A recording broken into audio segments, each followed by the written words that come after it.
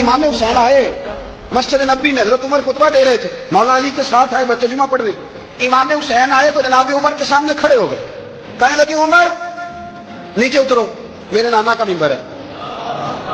حضرت علی نے بازو تھاما، کہا یہ کیا کہہ رہے ہو؟ جناب فاروق اعظم فرمانے لگے جمعہ ہو رہا ہے، خطبہ ہو رہا ہے، لوگ جمعہ پڑھنے آئیں گے، اس میں اب بچہ آ جائے تو کیا جمعہ چھوڑا جائے گا؟ لیکن جہاں ادب ہے وہاں ادب ہے۔ حضرت علی کہنے لگے حسین یہ کیا کہہ رہے ہو، بیٹھ جاؤ۔ حضرت عمر فاروق فرمانے لگے علی آپ نہ بیچ میں ہیں، یہ میرا اور حسین کا معاملہ ہے، آپ نہیں بیچ میں ہیں، آپ ہٹ جائیں، میرا اور حسین کا مسئلہ۔ کیا کہا بیٹے؟ کہ عمر تو میرے نانا کا ممبر ہے۔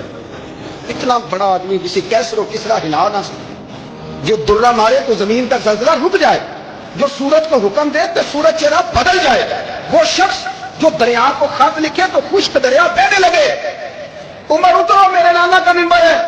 فاروق اعظم زمین پہ اتر آئے، ہاتھ باندھ کے کھڑے ہو، کہنے لگے حسین میں اتر جاؤں، پتر ممبر تو تیرا ہے یا تیرے نانا کا؟ ختم ہو گئی بات۔ تو حضرت امام حسین کہنے لگے جا کے اپنے نانے کے ممبر پہ بیٹھ۔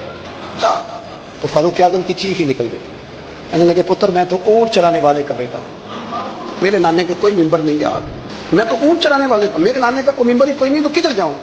امام حسین کہنے اچھا کوئی نہیں ممبر آپ کے نانا کا کوئی نہیں؟ کہ نہیں، چل ٹھیک ہے پھر میرے نانا کے ممبر پہ بیٹھ جاؤ، اور میرے نانا کے ممبر پہ بیٹھ جاؤ۔ مجھے لگتا ہے فاروق اعظم بولے ہوں گے، انہوں نے کہا ہوگا کہ لوگوں میں مرضی سے نہیں بیٹھا، مجھے ابو بکر نے بٹھایا تھا، پھر حسین کے کہنے پہ اترا ہوں، اب دوبارہ مجھے حسین ابن علی نے بٹھایا ہے، کسی میں جرأت ہے تو عمر کو ہلا کے دکھایا، طاقت ہے تو بھئی یہ پیار رسول اللہ کے خاندان، یہ وابستگی، یہ ذوق، ہم تو ہٹ گئے ان چیزوں سے۔